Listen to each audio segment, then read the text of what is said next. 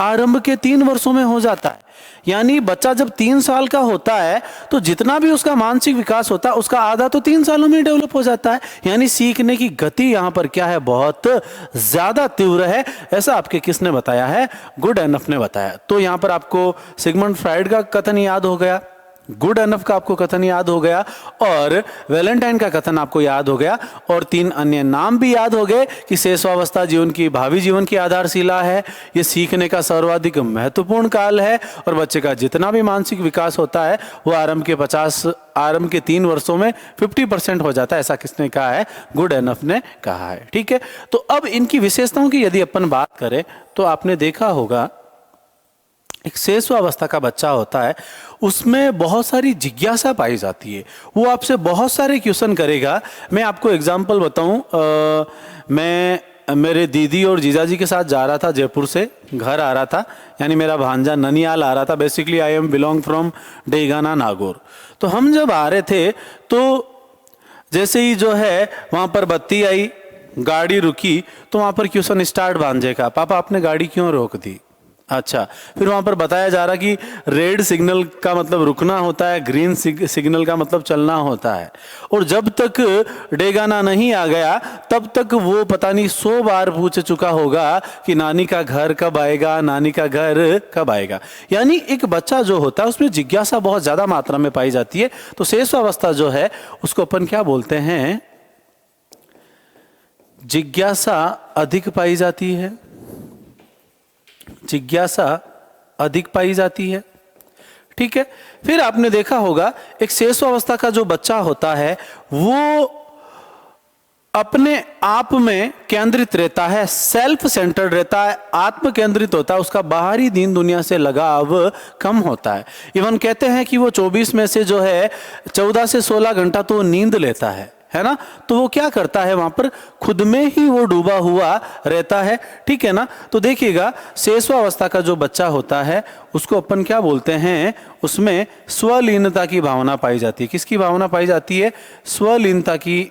स्वलीनता का गुण पाया जाता है। यानी वो खुद में ही बिजी रहता है ना। आपने देखा होगा एक छोटा बच्चा है, उसके आसपास कोई भी नहीं है, इसके बावजूद वो हंसता रहता है और अपने हाथ पांव ऐसे हिलाता रहता है। ऐसा क्यों? क्योंकि वो अपने ही जगत में, अपनी ही दुनिया में विचरण करना होता है, जिसे अपन क्या बोलते हैं? स्वलीनता का गुण बोलते हैं। इसके अलावा देखो एक छोटा बच्चा होता है, वो पूरी तरह से दूसरों के ऊपर डिपेंड रहता है ना, अपने पेरेंट्स के ऊपर डिपेंड रहता है।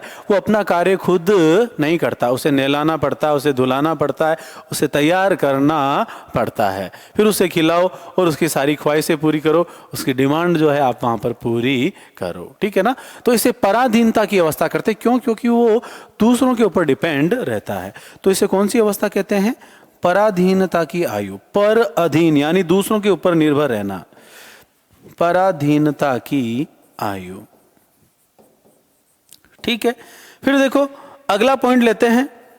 शैशवावस्था का जो बच्चा होता है उसके जो संवेग होते हैं वो क्षणिक होते हैं। कैसे होते हैं? क्षणिक। आपने देखा होगा एक बच्चा जो जोर जोर से रो रहा है और अगले ही 2 सेकंड बाद में वो आपके सामने हंसेगा। आपने उसको चॉकलेट दे दी या वो रो रहा था, आपने बस मतलब उसको तो इतना पागल बना दिया जाता, वो बेचारा गिर गया है, उसके चोट लगी है और वो रो रहा है और आपने कहा चींटी मर गई, है ना, और जमीन के ऊपर आपने ऐसे हाथ से मार दिया और वो तो इसी में ही खुश हो जाता है ना। तो उसके संवेग जो है क्षणिक होते हैं, वो लंबे समय तक उसके अंदर प्रभावी नहीं रहते हैं।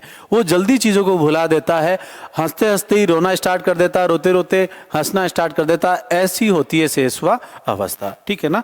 तो संवेग कैसे होते हैं? क्षणिक होते हैं, संवेग क्षणिक होते हैं। लेकिन आपने देखा होगा बहुत ज्यादा चिड़चिड़े स्वभाव का होता है बच्चा, यानी उसमें इमोशनली जो बैलेंस जो होता है, संवेगात्मक संतुलन देखने को नहीं मिलता। ना तो शैशवावस्था के बच्चे में संवेगात्मक संतुलन पाया जाता है और ना ही किशोरावस्था के बच्चे में। संवेगात्मक संतुलन देखने को मिलता है बाल्यावस्था में। कौन सी अवस्था में? बाल्यावस्था में। तो तीनों चीजें मैं आपको को रिलेट करके पढ़ा रहा हूं ताकि संवेग से रिलेटेड यदि अवस्थाओं से क्वेश्चन आए तो आपका गलत नहीं हो। ठीक है स्टूडेंट्स, बढ़ते हैं अपन आगे। फिर देखो आपने देखा होगा एक इन्फेंट जो होता है वो बहुत जिद्दी स्वभाव का होता है। कैसा होता है? जिद्दी स्वभाव का होता है, और वो खुद में ही डूबा रहता, अपनी ही कल्पनाओं में डूबा रहता है, जिसे अपन आत्म प्रेम की भावना कहते हैं। क्या कहते हैं?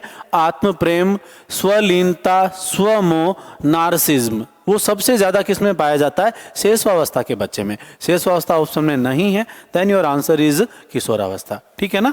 तो लिख देता हूं मैं यहां पर नर्सिज्म, स्वमोह, आत्म प्रेम, तीनों ही वर्ड लिख चुका हूं। ये जो गुण हैं आपके, ये क्वेश्चन पूछा गया था सेकंड ग्रेड के एग्जाम में। कौन से एग्जाम में पूछा गया? सेकंड ग्रेड के एग्जाम में पूछा गया, क्योंकि लोगों ने पढ़ा है स्वमोह का गुण किशोरावस्था में भी पाया जाता है। भाई कौन सी अवस्था में पाया जाता है? किशोरावस्था में। आपने देखा होगा किशोरावस्था के दौरान अपन घंटों कांच के आगे ऐसे खड़े होते हैं, ऐसे लड़कियां अपनी जुल्फों को निहारती रहती है, और लड़के जो है अपने बालों को ऐसे स्पाइकी बना के जाते हैं, डीओ वीओ लगा के टशन में, है ना, कि क्या पता आज तो मोनिका मिल ही जाए और प्रपोजल एक्सेप्ट कर ही लेवे, है ना। वो खुद में ही बस ऐसे घंटों कांच में निहारता, खुद में डूबा हुआ रहता। कौन सी अवस्था का बच्चा? किशोरावस्था का। लेकिन सबसे ज्यादा जो है स्वलीनता है, आत्म प्रेम जो है, खुद में ही डूबे रहने की, नर्सिज्म की भावना जो है, वो अधिक मात्रा में किसमें पाई जाती है? शेषवावस्था के बच्चे में। क्यों? क्योंकि उसका बाहरी दीन दुनिया से जो है एक पूरी तरह से वो कट रहता है, वो खुद में ही ज्यादा लीन रहता है। इसलिए नर्सिज्म, स्वमोह या आत्म प्रेम की अवस्था किस अवस्था को कहा गया है? शेषवावस्था को। मैं इसे इंपॉर्टेंट कर रहा हूं, ये फर्स्ट ग्रेड या रीड के एग्जाम में, या MP TET, UP TET, C TET, किसी भी टेट के एग्जाम में जो है ये रिपीट हो सकता है। ठीक है गाइज, आगे बढ़ते हैं। अगला पॉइंट, यदि आपसे पूछ लेवे ईर्ष्या, द जीलस, कहता है ना द एनवी ऑफ जीलस, ईर्ष्या ऐसा डंक है जिससे कोई भी बच नहीं पाया है, दुनिया के प्रत्येक प्राणी में विद्यमान रहती है। ऐसा ब्रिजेस कहते हैं कि आरंभ के 2 वर्षों में बच्चे में सभी प्रकार के संवेग जो है विकसित हो जाते हैं। अब विकसित तो हो गए, ईर्ष्या सबसे ज्यादा किस में पाई जाती है? गर्ल्स कैंडिडेट में ज्यादा पाई जाती है, बजाय किसके? मतलब बॉयज की तुलना में या मेल की तुलना में फीमेल में ज्यादा पाई जाती है। ठीक है, ऐसा साइकोलॉजी कहती है। मेरे ऊपर मत आ जाना, है ना महिलाएं, कि सर ऐसे कैसे कह रहे हो आप। ऐसा साइकोलॉजी कहती है, ऐसा साइकोलॉजिस्ट कहते हैं, ऐसा मनोविज्ञान कहता है। आपको याद होना चाहिए ये चीज। ठीक है, और अवस्थाओं की यदि बात करें कि भाई ईर्ष्या की प्रवृत्ति सबसे ज्यादा किस अवस्था में पाई जाती है, तो ये शेषवावस्था में पाई जाती है। आपने देखा होगा एक छोटा बच्चा है, वो दूर बैठा है, इधर उसकी माँ बैठी है। यदि घर में जो है आपका भतीजा या भांजा भांजी कोई भी है, वो आके जो है वहां पर आके बैठ गया है, तो वो बच्चा वहां अपनी जगह छोड़कर अपनी माँ के पास आ जाएगा। यानी वो नहीं चाहता कि कोई उसकी माँ की गोद में भी जाके बैठे, उसका कोई रिप्लेसमेंट नहीं है, उसकी जगह फिक्स है, वो कभी भी उसे रिप्लेस नहीं होने देगा। ठीक है ना, तो उसमें ईर्ष्या की प्रवृत्ति बहुत ज्यादा पाई जाती है।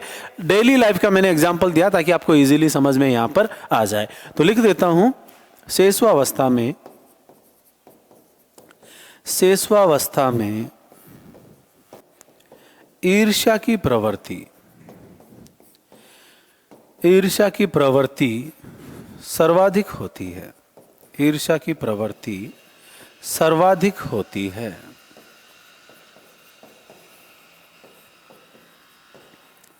ठीक है स्टूडेंट्स, इसके अलावा देखो अपन यहां पर और बात करते हैं। देखो, यदि अपन बात करें एक शेषवा अवस्था के बच्चे की, ठीक है ना, तो उसमें ईर्ष्या की प्रवृत्ति तो ज्यादा है ही है। उसमें सीखने की गति क्या होती है? सर्वाधिक होती है। उसमें शारीरिक विकास की दर भी बहुत तेज होती है। ऐसा कहते हैं ना, बढ़ता बच्चा कपड़ा छोटा होता जाए। सबसे ज्यादा जो है, ज्यादा जो ड्रेसेज आती है हर साल, हर टाइम पीरियड में जो है, क्योंकि एक जो इन्फेंट होता है उसकी फिजिकल ग्रोथ जो होती है, फिजिकल ग्रोथ रेट होती है, वो बहुत ज्यादा होती है। तो सीखने की गति सर्वाधिक होती है, शारीरिक वृद्धि है वो भी तीव्र होती है। दोनों ही लिख देता हूं, सीखने की गति सर्वाधिक, सीखने की गति सर्वाधिक होती है शेषवावस्था में। ठीक है, फिर मैंने आपको बताया शारीरिक विकास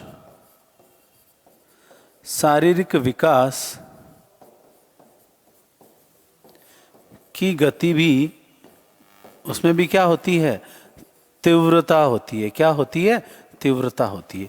तो ये कुछ अवस्थाएं थी जो कि एक इन्फेंट में पाई जाती है, एक शेषवावस्था के बच्चे में पाई जाती है। वो जिज्ञासा प्रवृत्ति का होता है, फिजिकल ग्रोथ, लर्निंग रेट जो है वो उनमें सर्वाधिक होती है, सीखने की गति तेज होती है, मानसिक विकास तेजी से वहां पर होता है, फिजिकल ग्रोथ उसकी ज्यादा होती है, जिज्ञासु प्रवृत्ति का होता है, बहुत सारे क्वेश्चन करता है, ईर्ष्या ज्यादा पाई जाती है, पराधीनता की अवस्था होती है, दूसरों के ऊपर निर्भर होता है, संवेग उसके क्षणिक होते हैं। तो ये सारी परिभाषाएं और कोटेशन मैंने आपको बताए हैं और मैंने आपके लिए स्लाइड भी तैयार की है, उसको भी अपन यहां पर ले लेते हैं। देखिएगा, ये आ गए आपके। चलो बात करते हैं अपन इसकी। वो सारे पॉइंट जो है अपने रिकॉल हो जाएंगे, नए पॉइंट भी आपके यहां पर आ जाएंगे। देखो, शेषवावस्था जन्म से 6 वर्ष तक, इसे निम्न नामों से जाना जाता है। इसके अन्य नाम क्या है? जैसे शेषवावस्था भावी जीवन की आधारशिला है, बेस बनता है। सीखने का जो है सबसे उत्तम काल माना गया है, सीखने की गति सर्वाधिक होती है। ठीक है, तो देखते हैं, देखो क्या क्या नाम दिया गया है। देखो, जीवन का सबसे महत्वपूर्ण काल, शेषवावस्था को जीवन का सबसे महत्वपूर्ण काल माना गया है।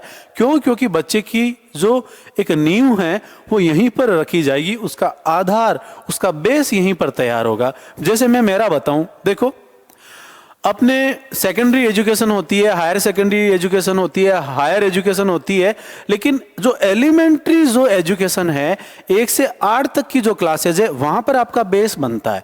यदि आपका कोई सब्जेक्ट जो है 1 to 8 तक कमजोर रह गया है तो वो जो है आपके गले की फांस बन जाता है, झगड़े की जड़ बन जाता है, एप्पल ऑफ डिस्कॉर्ड बन जाता है।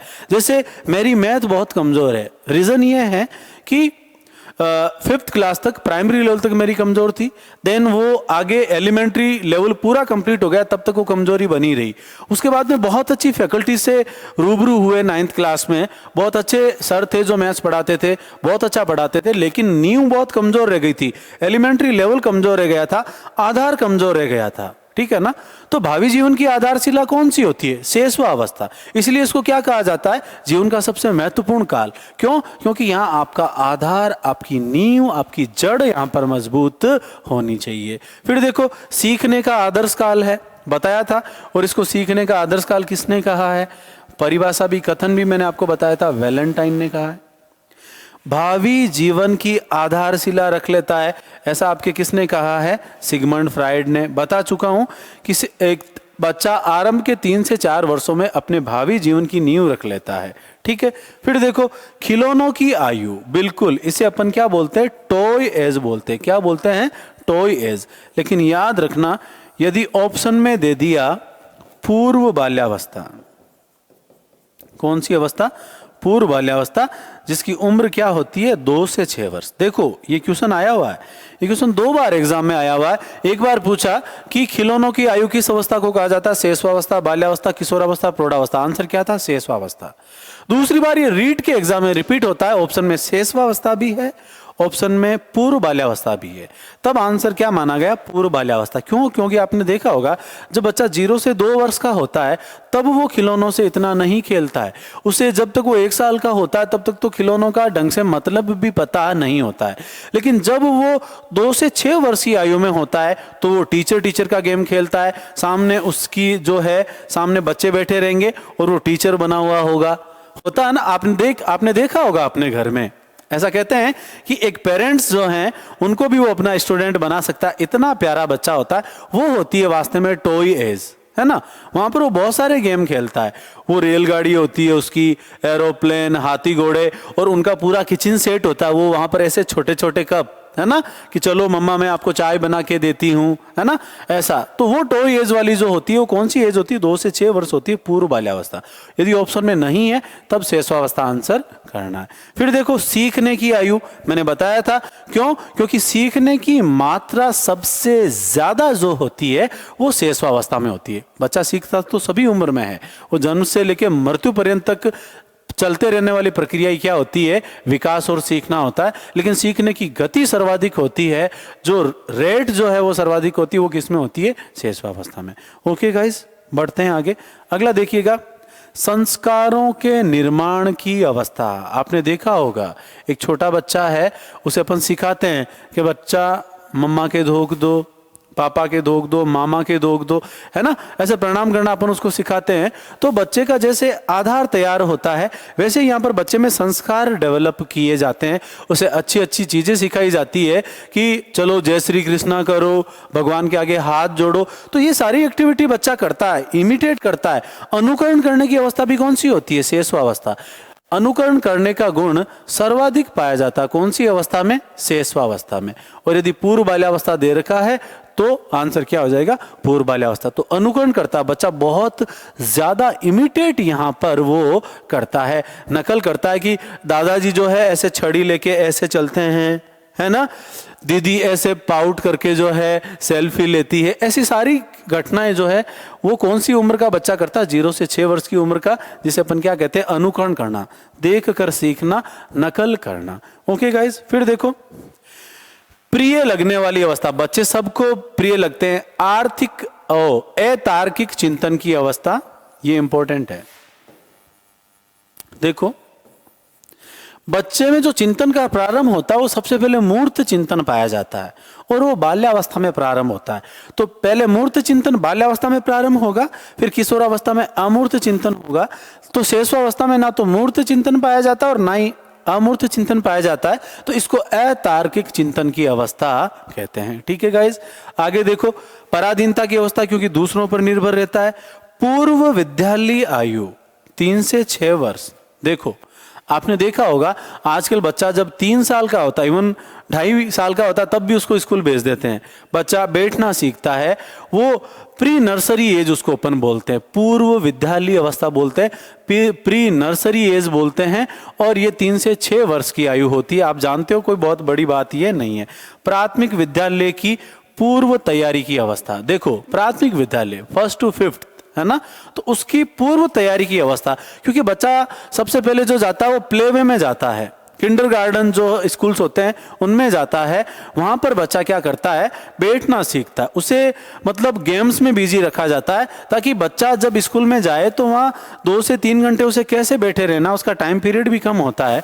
तो स्कूल जाने से पूर्व की वो तैयारी की आयु होती है, इसलिए इसको क्या कहा जाता है? प्राथमिक विद्यालय की पूर्व तैयारी की अवस्था कहा जाता है। ठीक है स्टूडेंट्स, अब आती है आपके शेषवा अवस्था की परिभाषाएं। मैंने बताया था, देखो एक नाम आता सिगमंड फ्राइड। सिगमंड फ्राइड ने क्या कहा था कि बालक जो है जो कुछ भी बनना होता है वो प्रारंभ के 4 से 5 वर्षों में बन जाता है। सिगमंड फ्राइड क्या कहते हैं कि बच्चे में सीखने की गति इतनी तेज होती है कि वो जो कुछ भी बनता है उसका वो आरंभ के 4 से 5 वर्षों में ही बन जाता है। फिर देखो एक नाम आता है स्ट्रेंग, ठीक है ना।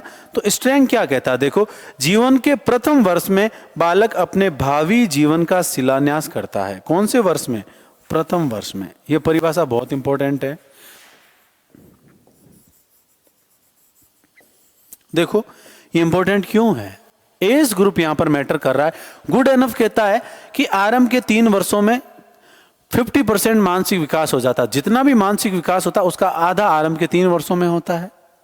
फिर वैलेंटाइन कहता है कि बच्चा आरंभ के 4 से 5 वर्षों में भावी जीवन की नींव रख लेता है, लेकिन स्ट्रेंग कहता है कि अपने जीवन के पहले वर्ष में ही अपने भावी जीवन की नींव रख लेता है।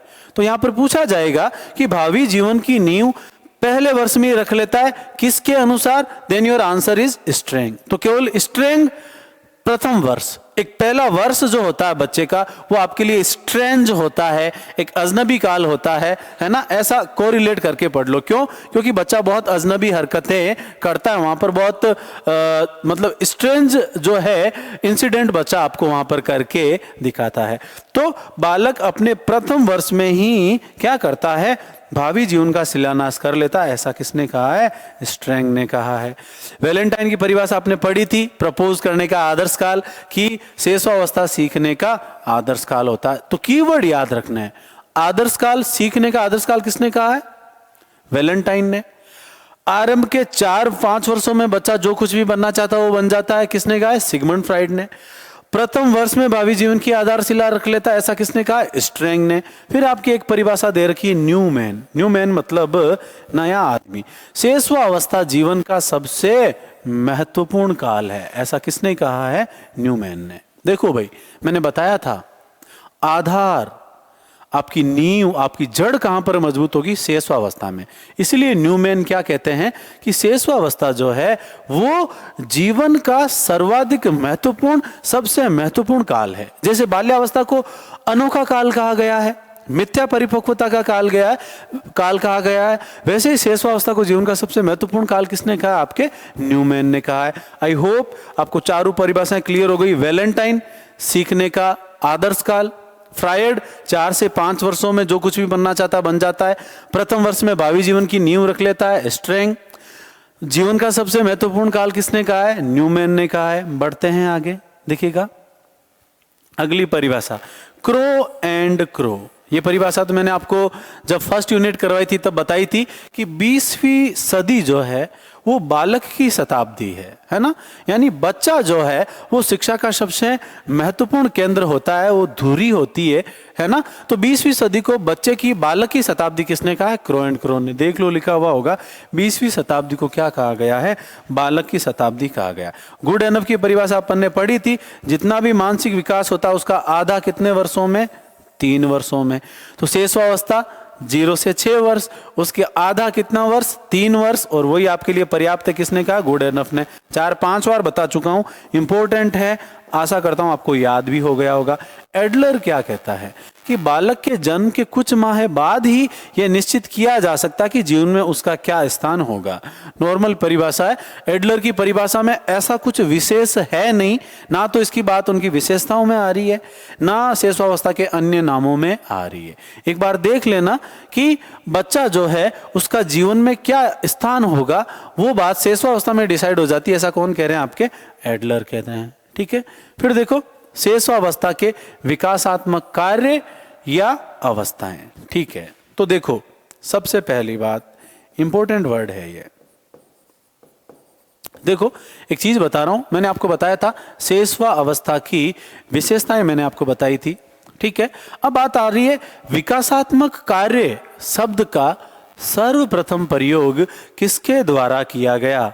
तो वहां पर एक साइकोलॉजिस्ट है जिनका नाम है हेविंग हर्स्ट। याद रखना, ये आपसे पूछा जा सकता है। मैं 1 सेकंड पानी पी लेता हूं, ठीक है। आप देखिएगा तब तक बोर्ड पे विशेषताएं लिखी हुई है।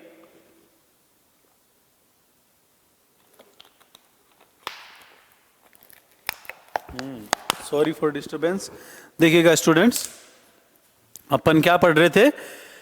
हाँ, कि विकासात्मक कार्य जो है ये वर्ड सबसे पहले किसके द्वारा यूज किया गया? Havighurst. लिखा हुआ होगा कहीं, देखो विकासात्मक कार्य शब्द का सर्वप्रथम प्रयोग किसके द्वारा किया गया?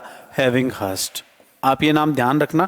फिर देखो विशेषताएं पढ़ी थी, शेषवावस्था में विकास की गति तीव्र होती है, सीखने की प्रक्रिया में तीव्रता पाई जाती है, जिज्ञासा प्रवृत्ति अधिक होती है, कल्पना करता है लेकिन सीमित मात्रा में, दूसरों के ऊपर निर्भर रहता है, अनुकरण द्वारा बच्चा सीखता है। पढ़ चुके अपन ये सारी चीजें। फिर देखो दूसरे शिशुओं के प्रति रुचि। आपने देखा होगा एक बच्चा दूसरे बच्चे को देख के आकर्षित हो जाता है, उसके पास चला जाता है, तो दूसरे शिशुओं में रुचि होती है ना। आपने अपने डेली लाइफ में ये फील किया होगा, छोटे बच्चे सबके घरों में संवेगों का प्रदर्शन। और मैंने आपको बताया था कि इस दौरान संवेग कैसे होते हैं? क्षणिक होते हैं। ऐसे बहुत ज्यादा एग्रेशन का प्रदर्शन करेगा, पैर पटकने लग जाएगा, हाथ पांव पटकने लग जाएगा, चीखने चिल्लाने लग जाएगा, लेकिन संवेग होते कैसे हैं? क्षणिक होते हैं, कुछ देर के लिए विद्यमान रहते हैं। ठीक है, फिर देखो मूल प्रवृत्त्यात्मक व्यवहार की अवस्था, ये इंपॉर्टेंट है भाई। क्यों? क्योंकि संवेग जन्मजात होते हैं, मूल प्रवृत्ति जन्मजात होती है, और जन्म लेते ही जो अवस्था होती है वो कौन सी होती है? शेषवावस्था। इसलिए इसे कौन सी अवस्था कहा गया है? संवेगों के प्रदर्शन की अवस्था भी कहा गया है। और क्यों? क्योंकि बच्चा संवेगों के माध्यम से अपनी गतिविधियां बताता है, मूल प्रवृत्त्यात्मक व्यवहार यहां पर करता है। तो संवेग और मूल प्रवृत्तियां दोनों ही जन्मजात होती है, और जन्म के बाद जो पहली अवस्था होती है वो शेषवावस्था ही होती है। जन्म से पहले पूर्व प्रसूति काल, और जन्म के बाद शेषवावस्था। फिर देखो बच्चा स्वार्थी व केंद्रित होता है, खुद में डूबा हुआ रहता है, नैतिक व सामाजिक भावना का विकास। ठीक है, फिर देखो अपनी संवेदनाओं को किसके माध्यम से बताता है? शारीरिक क्रियाओं व ज्ञानेंद्रियों के माध्यम से बताता है। बच्चे के यदि कोई प्रॉब्लम है तो या तो रोके बताएगा, ठीक है ना, बच्चा बोल के तो बता नहीं सकता। एक बहुत छोटा बच्चा है, साल या 2 साल का बच्चा है, यदि वो परेशान है तो वो उन चीजों को किसके माध्यम से बताएगा? ज्ञानेंद्रियों के माध्यम से आपको बताएगा और आपको पता चल जाएगा कि आज बच्चे के शरीर में कोई ना कोई प्रॉब्लम है। फिर देखो, भाषाई कौशल की आधारभूत समझ, भाषाई कौशल LSRW, listening, speaking, reading and writing. तो ये जो भाषाई कौशल होते हैं, इनकी जो आधारभूत समझ होती है स्टूडेंट्स, वो कौन सी अवस्था में पाई जाती है? शैशवावस्था में। बच्चा सबसे पहले क्या करता है? सुनता है, ठीक है, फिर बोलना सीखता है, फिर वो लिखना सीखता है, पढ़ना सीखता है, और उसके बाद में वो लिखना सीखता है। LSRW या सुबह पहली, सुनना, बोलना, पढ़ना और लिखना। इसको अपन सुबह पहली भी कह सकते हैं। क्या कह सकते हैं? सुबह पहली, सुबह सुबह ही, यानी early in the morning. Okay. काम प्रवृत्ति पाई जाती है केवल किसके अनुसार? Sigmund Freud. देखो, सिगमंड फ्राइड कहते हैं कि एक बच्चा जब अपना अंगूठा चूसता है तो उसमें सेक्स वाली फीलिंग आती है। तो यह विचार केवल सिगमंड फ्राइड का है कि निम्न में से किस मनोवैज्ञानिक के अनुसार शैशवावस्था के बच्चे में काम प्रवृत्ति पाई जाती है? तो ऐसा केवल और केवल विचार जो है वो किसका है? सिगमंड फ्राइड महोदय का है। ठीक है स्टूडेंट्स, बढ़ते हैं अपन आगे की तरफ। देखो, अब अपन पढ़ेंगे यहां पर बाल्यावस्था पढ़ेंगे। कौन सी अवस्था के बारे में पढ़ेंगे? बाल्यावस्था के बारे में पढ़ेंगे। देखिएगा, बाल्यावस्था 2 भागों में बांटते हैं इसको। एक तो पूर्व बाल्यावस्था और एक उत्तर बाल्यावस्था। ठीक है। पूर्व बाल्यावस्था की एज होती है 2 से 6 वर्ष। उत्तर बाल्यावस्था की आयु होती है 6 से 12 वर्ष। बाल्यावस्था का एज ग्रुप होता है 6 से 12 वर्ष। अब देखो, अपन आते हैं मुद्दे पे। बाल्यावस्था जो है, बाल्यावस्था को जीवन का अनोखा काल कहा जाता है। ऐसा क्यों?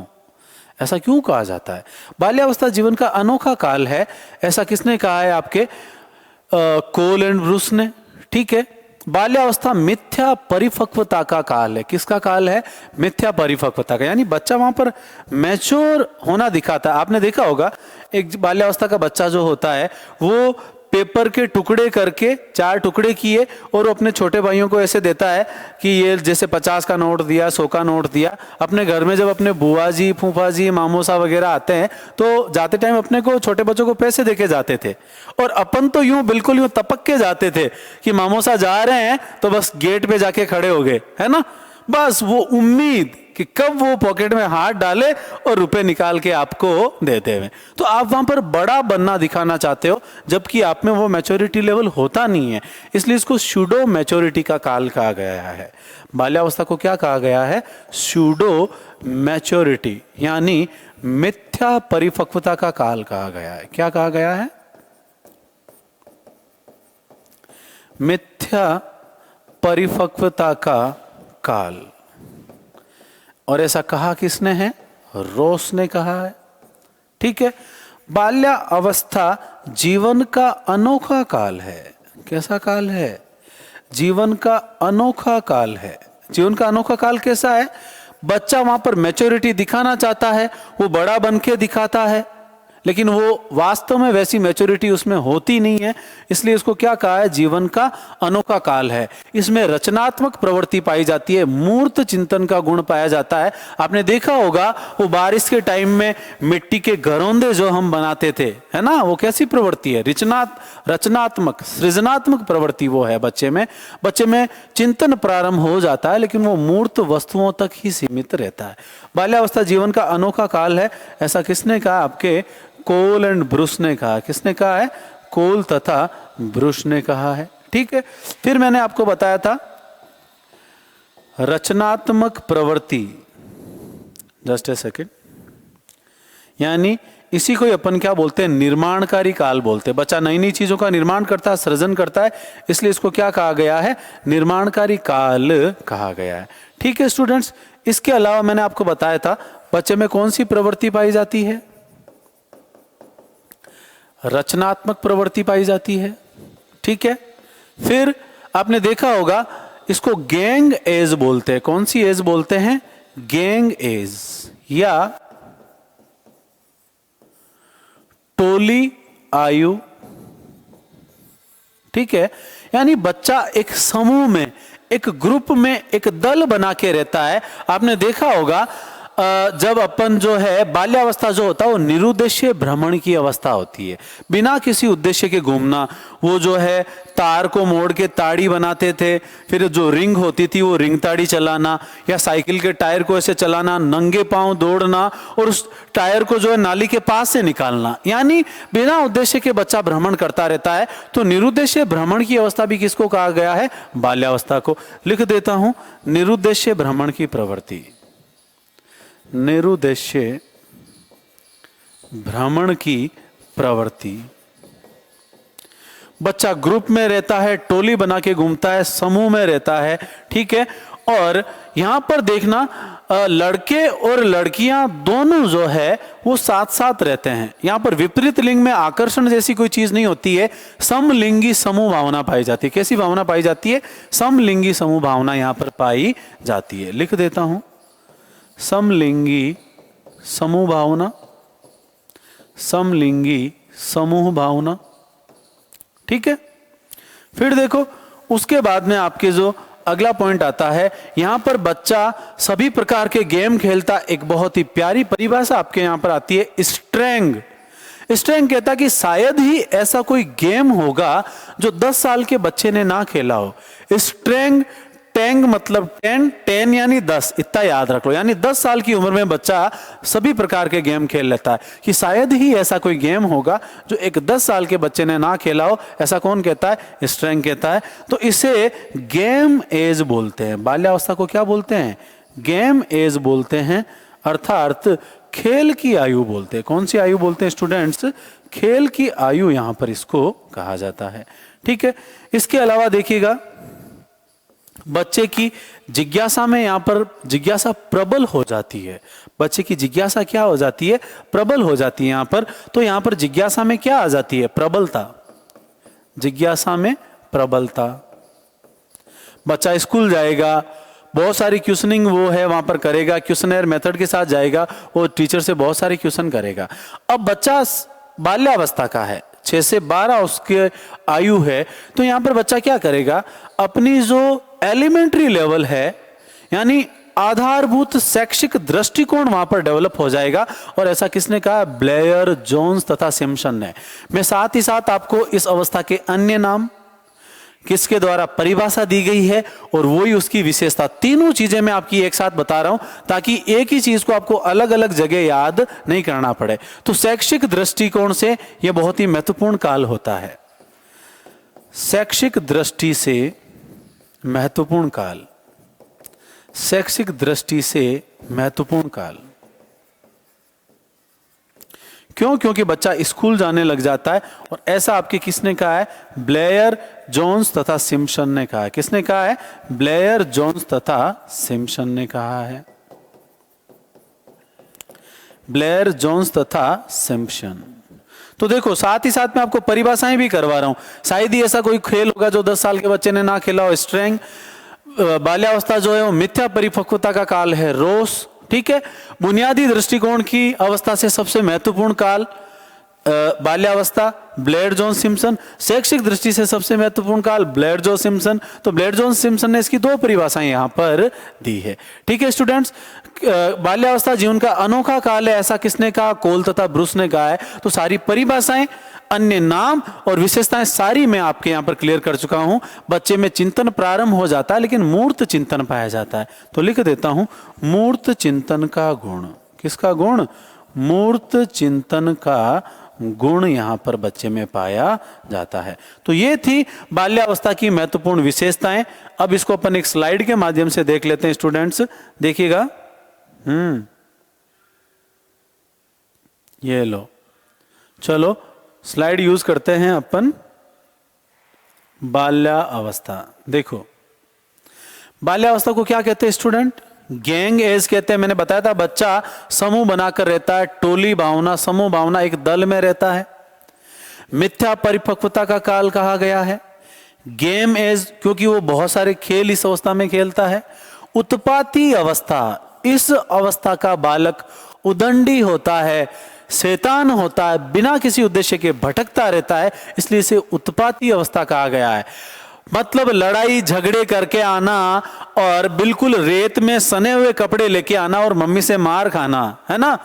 बहुत सारे झगड़े होते थे। इवन आपने यदि किसी के बाल पकड़कर खींचे हैं, किसी का कॉलर आपने पकड़ी, किसी की शर्ट के बटन तोड़े हैं, तो यह अवस्था कौन सी थी? बाल्यावस्था। आपको अपना बचपन याद आ गया होगा। इस अवस्था में बच्चे में संग्रह करने की प्रवृत्ति पाई जाती है। मुझे बहुत अच्छे से याद है, संग्रह करते थे ना अपन, वो कांच की गोलियां इकट्ठे करना, कोइंस इकट्ठे करना, लड़कियां जो होती है वो बारबी डॉल वगैरह वो इकट्ठा करती है, या वो जो मैच बॉक्स होता है ना, माचिस, उसकी साइड के दोनों कवर वो इकट्ठे करना, है ना। तो बच्चे में संग्रह करने की प्रवृत्ति यहां पर पाई जाती है। मुझे बहुत अच्छे से याद है संग्रह करने की प्रवृत्ति। क्यों? क्योंकि जब मैं 4th क्लास में था और मेरे पापा ऑफिस से आ रहे थे और उनको सर मिल गए थे बस स्टैंड पे, और उन्होंने जानकारी दे दी थी कि आपके बेटे के मैथ में जो है 10 में से 4 मार्क्स आए हैं। बहुत गरीब था मैथ में, आज भी हूं, दूर हुई नहीं है, ठीक है। और पापा ऑफिस से आ रहे हैं और मैं वहां पर मेरे संग्रह करने की प्रवृत्ति में लगा हूं, कांच की गोलियों की गिनती कर रहा हूं, ठीक है। पापा का आना होता है, वो पहले से ही गुस्साए हुए हैं कि 10 में से 4 नंबर आए हैं, तो वहां पर एक खिंचा के चमाट आपको मारा जाता है और आपका सारा का सारा संग्रह बाहर फेंक दिया जाता है। क्यों? क्योंकि आपका ध्यान पढ़ाई में नहीं है। तो मुझे ये संग्रह करने की प्रवृत्ति वाला बचपन जो है बहुत अच्छे से याद रहेगा। ऐसा कोई सीन आपके साथ भी क्रिएट हुआ होगा। प्रतिद्वंदात्मक सामाजिकरण का काल किसने कहा है? किलपैट्रिक ने। बहुत महत्वपूर्ण है भैया ये। अब यहां पर प्रतिद्वंदात्मक सामाजिकरण का मतलब क्या हुआ? बच्चे में कंपटीशन की भावना होती है। यानी एक बच्चा बाल्यावस्था का जो होता है वो ये चाहता कि मेरा शर्ट तेरे शर्ट से ज्यादा अच्छा दिखता है ना, मेरा घर तेरे घर से ज्यादा बड़ा है, मेरी गाड़ी तेरी गाड़ी से बहुत बड़ी है। यानी हर एक छोटी चीज में जो है बच्चा अपने आप को सर्वश्रेष्ठ बताना चाहता है। तो ये जो काल होता है इसे अपन क्या बोलते हैं? प्रतिस्पर्धात्मक जो है सामाजिकरण का काल बोला जाता है, या प्रतिद्वंदात्मक सामाजिकरण का काल। इसको किसने कहा है? किलपैट्रिक ने कहा है। ये वही किलपैट्रिक है जिन्होंने किशोरावस्था को जीवन का सबसे कठिन काल कहा है। आगे बढ़ते हैं स्टूडेंट्स, देखिएगा बाल्यावस्था की परिभाषाएं। मैंने आपको बताया था, एक नाम आ रहा है यहां पर, ये कोले नहीं है, कोल तथा ब्रूस है। इनका नाम क्या है? मैं लिख देता हूं, कोल तथा ब्रूस। बता चुका हूं मैं आपको, बताया था ना। इन्होंने बाल्यावस्था को क्या कहा है? जीवन का अनोखा काल कहा है। रोस ने क्या कहा है? मिथ्या परिपक्वता का काल कहा है, पढ़ चुके हैं हम। ब्लेयर जोन्स सिम्पसन, मैंने बताया था, बीजेएस, 2 परिभाषाएं बताई है, शैक्षिक दृष्टि से महत्वपूर्ण काल और बुनियादी दृष्टिकोण से महत्वपूर्ण काल। तो देखो, बाल्यावस्था वह समय है जब व्यक्ति के आधारभूत दृष्टिकोण, आधारभूत बेसिक, उसी को ही बुनियादी बोलते हैं। तो आधारभूत दृष्टिकोण वे मूल्यों वे आदर्शों का बहुत सीमित मात्रा में यहां पर प्रयोग होता है। ठीक है स्टूडेंट्स, बढ़ते हैं आगे। अगली परिभाषा फिर ब्लेयर जोन्स एंड सिम्पसन की बताई थी मैंने, शैक्षिक दृष्टि से सबसे महत्वपूर्ण काल। देखो, शैक्षिक दृष्टिकोण से जीवन चक्र में बाल्यावस्था से अधिक कोई महत्वपूर्ण अवस्था नहीं है। यानी शैक्षिक दृष्टि से सबसे महत्वपूर्ण कोई काल है 6 से 12 अवस्था, जो मतलब 6 से 12 का जो एज ग्रुप होता है, 12 साल का बच्चा लगभग 7वीं या 8वीं क्लास पास कर लेता है। यानी अपनी प्रारंभिक शिक्षा, अपनी एलिमेंट्री एजुकेशन वो कंप्लीट कर चुका होता है। वहीं पर उसका बुनियादी दृष्टिकोण, उसका आधार वहां पर तैयार हो जाता है। इसलिए शैक्षिक दृष्टिकोण से सबसे महत्वपूर्ण कोई काल है तो वो बाल्यावस्था है। किसके अनुसार? ब्लेयर जोन्स सिम्पसन के अनुसार। फिर देखो, उसके बाद में आपके नाम आता है किलपैट्रिक, कोल एवं ब्रूस तो अपन पढ़ ही चुके हैं। माता पिता के लिए बाल विकास की अवस्थाओं को समझना कठिन है। देखो, ऐसा कौन कहता है? Kilpatrick, sorry, Cole and Bruce. Kilpatrick क्या कहता है? बाल्यावस्था जो है जीवन का निर्माण काल है। देखो, मैंने आपको बताया था, बच्चे में रचनात्मक प्रवृत्ति पाई जाती है। बाल्यावस्था को निर्माणकारी काल कहा जाता है। तो इसको निर्माणकारी काल कहा किसने? किलपैट्रिक ने कहा है। मैं इसको स्टार मार्क कर रहा हूं। बच्चे में रचनात्मक प्रवृत्ति, सृजनात्मकता के गुण का विकास किस अवस्था में पाया जाता है? बाल्यावस्था में। इस अवस्था को निर्माणकारी काल किसके द्वारा कहा गया है? किलपैट्रिक के द्वारा कहा गया है। बाल्यावस्था को समझना थोड़ा कठिन होता है, ऐसा किसने कहा? कोल तथा ब्रूस ने कहा है। ठीक है स्टूडेंट, बढ़ते हैं आगे। देखिएगा, बाल्यावस्था की विशेषताएं, सारी विशेषताएं मैं बता चुका हूं। संवेगात्मक संतुलन देखने को यहां पर मिलता है, ठीक है ना। और शारीरिक विकास जो है उसमें अन्य अवस्थाओं की तुलना में कमी आ जाती है। शारीरिक विकास शैशवावस्था में अधिक मात्रा में होता है, बाल्यावस्था में कमी आ जाती है, किशोरावस्था में फिर अधिक मात्रा में। संवेगात्मक संतुलन शैशवावस्था किशोरावस्था में देखने को नहीं मिलता, लेकिन बाल्यावस्था में संवेगात्मक संतुलन देखने को मिलता है। तो देखो, जिज्ञासा प्रवृत्ति में प्रबलता बताया था, रचनात्मक प्रवृत्ति का विकास, संग्रह करने की प्रवृत्ति, बिना उद्देश्य के भ्रमण करना, चोरी करना व झूठ बोलना। यहाँ वो एटीएम नहीं तोड़ेगा, कोई लोकर वोकर नहीं तोड़ेगा, बैंक में डाका नहीं डालेगा, किसी की पेंसिल चुरा ली, इरेजर चुरा लिया, है ना, ऐसी चोरी करने की आदत हर बाल्यावस्था के बच्चे में पाई जाती है। आप अपने बचपन को याद कर लेना, अच्छे से याद आ जाएगा। यथार्थवादी दृष्टिकोण, क्यों? क्योंकि जो चीज बच्चे के सामने वास्तविक रूप से मौजूद है उसी के बारे में वो देखकर सोचकर बता सकता है। मूर्त चिंतन का संबंध कौन से दृष्टिकोण से होता है? यथार्थवादी दृष्टिकोण से। ठीक है, ये आगे यहां पर शारीरिक व मानसिक विकास में क्या होती है? स्थिरता। वेरी इंपॉर्टेंट कर रहा हूं। मैंने आपको बताया था शारीरिक विकास शैशवावस्था में सर्वाधिक होता है, बाल्यावस्था में कमी आती है, स्थिरता आ जाती है, फिर किशोरावस्था में अधिक होता है। तो शारीरिक विकास और मानसिक विकास में स्थिरता किसी अवस्था में पाई जाती है या संवेगात्मक संतुलन किसी अवस्था में पाया जाता है, तो वो अवस्था कौन सी होती है स्टूडेंट्स? बाल्यावस्था होती है। आगे बढ़ते हैं। देखो, प्रशंसा पाने की इच्छा, good boy, good girl, bad boy, bad girl. कहते ना वो बुरा लड़का है उसके साथ तुम मत बैठना, ये गंदी बात है, ऐसी बातें नहीं करते। वो बहुत अच्छा लड़का है, ये मेरा राजा बेटा है, ऐसे प्रशंसा कर करके बच्चे से घर के सारे काम करवा लिए जाते हैं। फिर देखो, हाँ, समलिंगीय समूह भावना, बच्चा बताया था मैंने आपको। फिर देखो, संवेगों पर नियंत्रण पाया जाता है। नैतिक व सामाजिक भावना का विकास इस अवस्था में होता है। ठीक है, बच्चे में नेतृत्व का गुण पाया जाता है। जब वो क्लास का मॉनिटर बनता है तो उसे एक बहुत अलग खुशी आती है।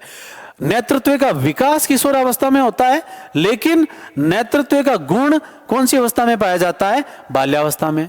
ठीक है, सामाजिकता का विकास किशोरावस्था में होता है, लेकिन सामाजिकता का गुण और नैतिक गुण जो है किस अवस्था में प्रारंभ हो जाता है? बाल्यावस्था में। ये देखो, नैतिकता व सामाजिकता की भावना का विकास। पक्षपात की भावना का विकास ऐसा होता है, आपने देखा होगा, कहते हैं ना कि मेरा भाई जो है वो सब कुछ है ना।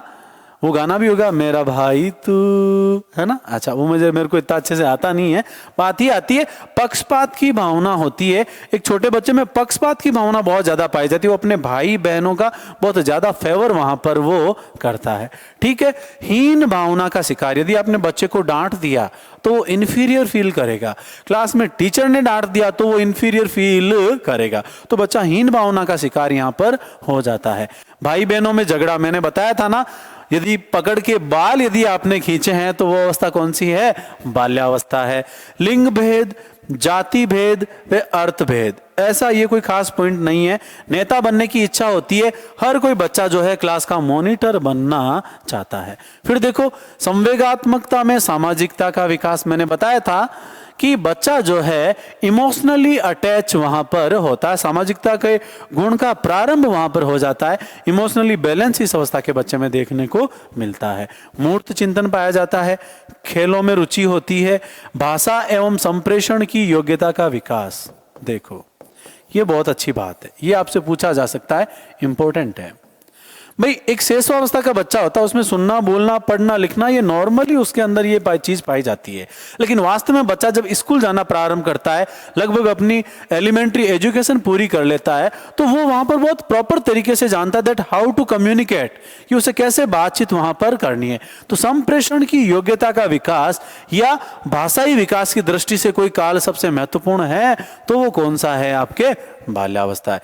बहिर्मुखी व्यक्तित्व का विकास। देखो, शैशवावस्था का बच्चा खुद में ही लीन रहता है तो अंतर्मुखी व्यक्तित्व होता है। तो बहिर्मुखी व्यक्तित्व का जो विकास है वो कौन सी अवस्था में होगा स्टूडेंट्स? आपके कौन सी अवस्था में हो जाएगा? बाल्यावस्था में हो जाएगा।